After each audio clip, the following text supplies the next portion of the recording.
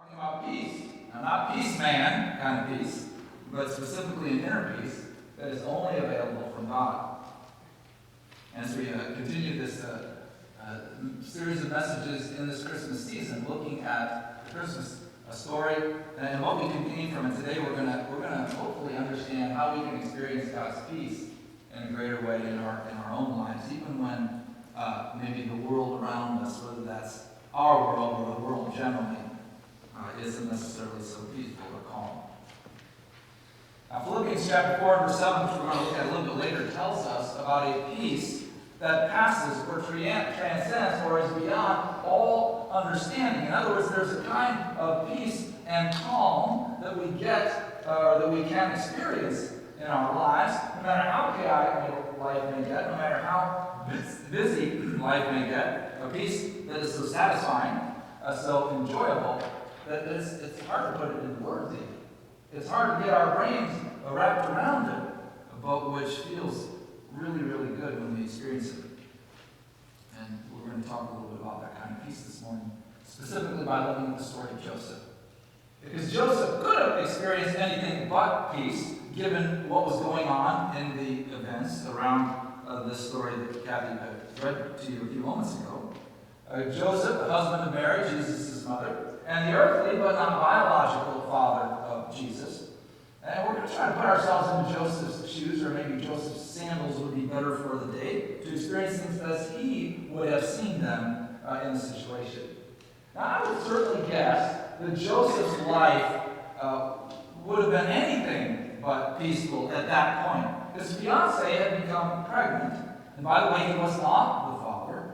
And don't think that the rumor mills didn't operate 2,000 years ago as well as they do today. Okay, so they didn't have cell phones or texting or Snapchat, but they still had word of mouth. We all know that gossip travels fast. It travels fast in small towns, but it probably travels fast in any sort of connection that people have with one another. And the people in Joseph's town would have either thought he was crazy to stay with Mary, if they had believed that Mary had been unfaithful to Joseph, or if they believed that Joseph was the father, they would have been talking quite a bit about Joseph, getting Mary pregnant before the official wedding day.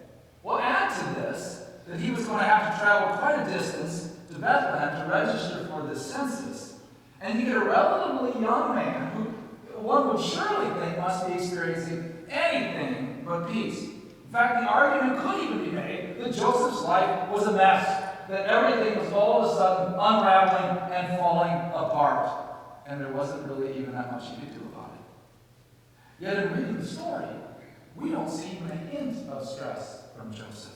Surely he was feeling a bit stretched, but we don't see that. We see this peace in Joseph's life. Even though the world, it seemed, around him, at least his world, was spinning out of control. Joseph's story in Matthew chapter 1 gives us a glimpse into this peace of God, even in the midst of chaos.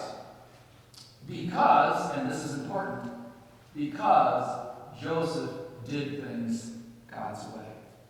Joseph is portrayed as a righteous, a godly man. In other words, one whose life would be pleasing to God and a fitting husband and father for the Messiah.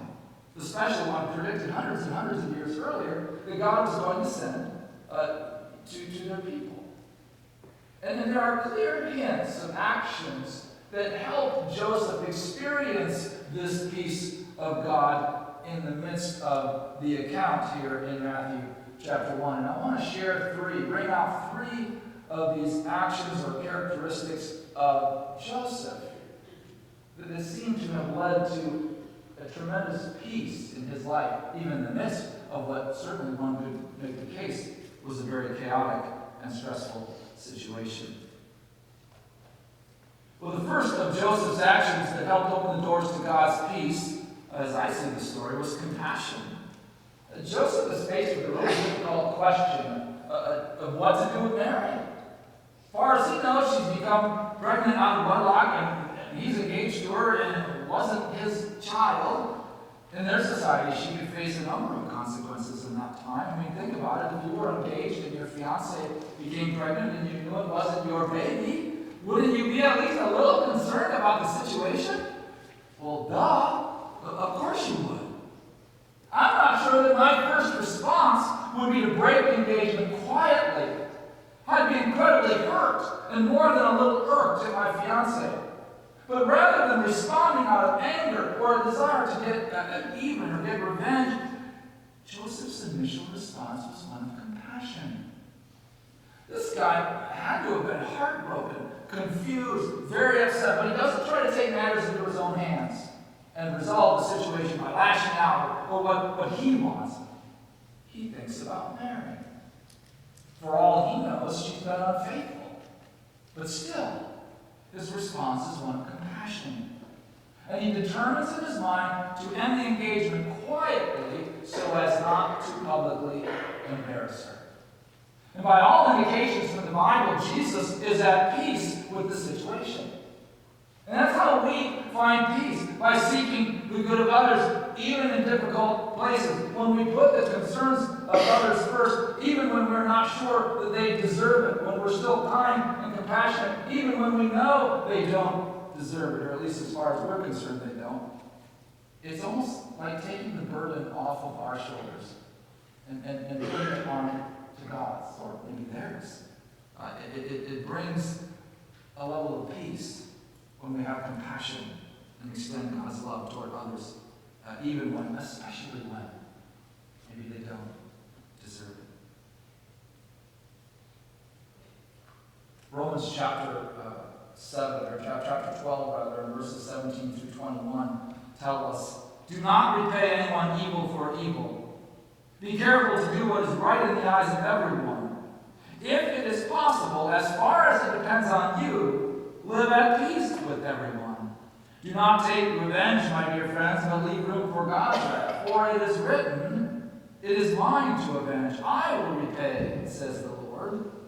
On the contrary, if your enemy is hungry, feed him. If he is thirsty, give him something to drink. In doing this, you will heap burning coals on his head," kind of embarrassment and shame for your good actions when they aren't deserved. And then it wraps it up, "Do not be overcome by evil, but overcome evil with good." That's God's desire. How do we overcome evil when it's to overcome it with good? It's offering compassion, even in difficult places. Turning it over to God will lead to a greater experience of God's peace. Well, the second of Joseph's actions that I see in this that helped open the doors to God's peace was prayer, or more precisely, communication with God. In this case, God opened the communication specifically through a dream, but there was communication from God, between God and Joseph. It's important to keep in mind here at this point, although we know who supernaturally caused Mary to become pregnant, Joseph does not know that yet. And although Joseph's compassion toward Mary had guided him to a decision that he felt was very kind and gracious, it was still not justified, because Mary had done absolutely nothing wrong. And Joseph breaking off the engagement was certainly not a part of God's plan. So God approaches Joseph in a dream through an angel and tells Joseph what to do. In this case, not to break off the engagement, but in fact to go ahead with the marriage, because this child was going to be the Messiah sent by God. God had caused the pregnancy, and by Jesus being born to a virgin, not only would it prove that he was from God, but it would fulfill a prophecy written about 700 years earlier that the Messiah was going to come to a virgin. Now, in this case, God spoke to Joseph through a dream. From my personal experience, God speaking through a dream is not the normal way that God speaks to us, although he certainly can. But I do know that giving God a chance to weigh in on difficult decisions, questions, and situations before we act will also lead to much greater peace in our lives. Not only on the inside, but probably on the outside as well, in our relationships with others even. And God may not speak to us the way that he spoke to Joseph, sort of almost verbally in this dream, audibly in the dream. That hasn't been my personal experience. But God does speak to us. And God speaks to us in many ways. The first way God speaks to us is through his word, the Bible. God also speaks to us in other ways, but before I mention a few of them, let me also add that when God speaks to us, no matter how God speaks to us, it should not contradict what God has given us in His written word. But God also speaks through other people or circumstances, maybe through a dream. But God often speaks through an inner nudge of the Holy Spirit, our term for the Spirit of God, that guides and leads and directs our lives. I hope that when we sense God speaking to us, we listen. We're trying to sense it, but then that we listen. Because when we turn our decisions and we let God guide and direct our actions, His peace can be present powerfully, even in the most difficult of situations and stressful circumstances. Philippians chapter 4, verses 6 and 7, which I referred to earlier, says, "Do not be anxious about anything, but in every situation, by prayer and petition, with thanksgiving," so being thankful as well, "present your request to God, and the peace of God, which transcends all understanding, will guard your hearts and your minds in Christ Jesus." In other words, prayer, regular communication with God, both speaking and listening to, talking to and hearing from God, will lead to this peace of God, which is so great that it's hard to explain, but it really feels wonderful when you experience it.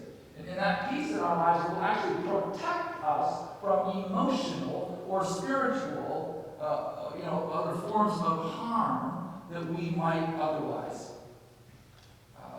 receive. When are we more likely to be truly hurt, emotionally, spiritually, however? When we're already, all convoluted, all torn up inside. But when we are at peace, when somehow we find a way to be at peace with the situation, even though it's a difficult place to be, we're kind of like Teflon. We're much harder to wear down, much less likely to suffer harm. So God's peace actually protects us from spiritual and emotional harm. Wow, what a powerful promise. Well, the third of Joseph's actions from the Christmas story that helped open the door to God's peace was obedience.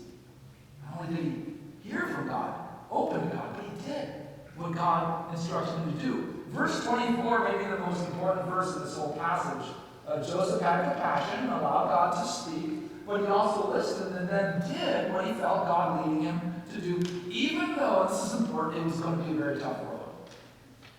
Many times, even when we're trying to be kind and compassionate and considerate, we believe God is leading us toward a certain direction or specific decision or action. Actually doing what God is placing on our heart it can be hard to do. I mean, if I had this dream that Joseph got, I might be inclined to think that last night's supper wasn't sitting real well. That shepherd's pie must have been bad, and this crazy dream was the result. I had a plan. It was a compassionate plan. It was an understanding plan, and some weird dream should change it. Well, while it was a unique way for God to reach out to Joseph, it included a clear message from God that Joseph got. And Joseph had to make a decision. Would he do what God was telling him? A plan that would lead to inner peace and ultimately greater joy and blessing from God, even though it would be more challenging in the short run. Or would he take a path that might make it a little easier on him in the short run, but in fact cost him dearly in the long run?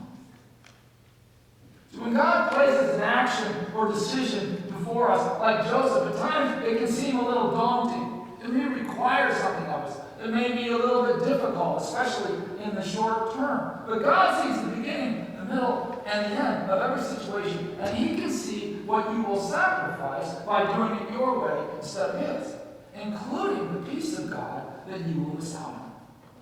That's why whenever there's a discrepancy between what we think God would probably want and what would probably be the right thing to do in the situation, and deep down, what we really want to do, it's important to sort of yield to what God is placing within us. It always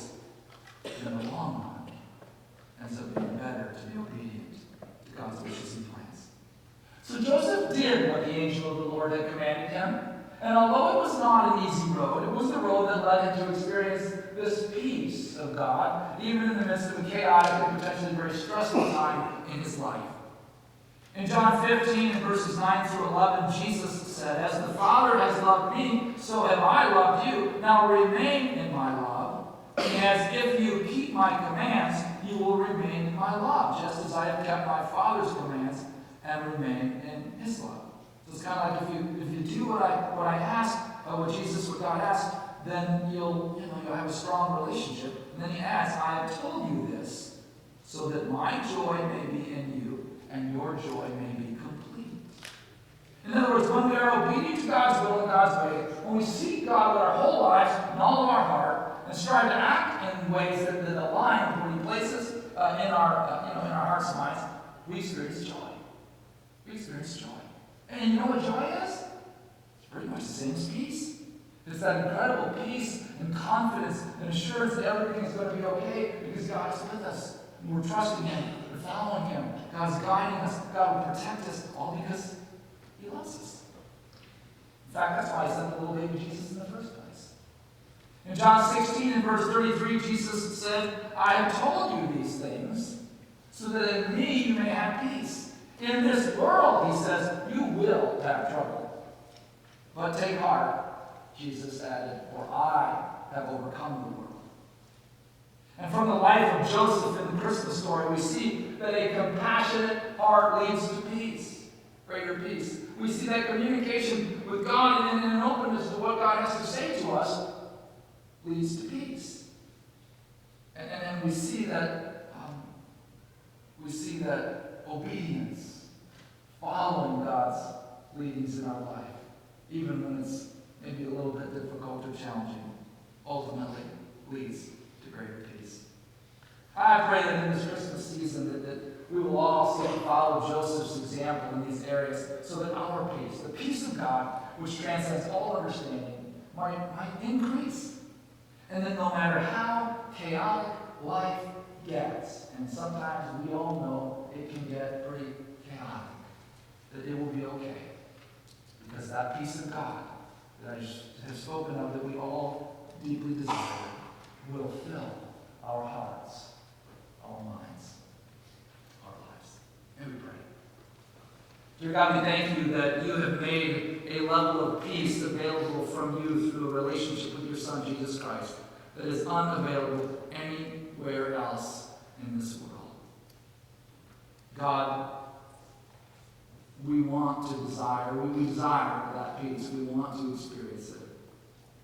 Lord, help us in this season and every season to do the things that would open our lives up to an even greater and filling experience of you and a greater level of that peace which passes or transcends all understanding.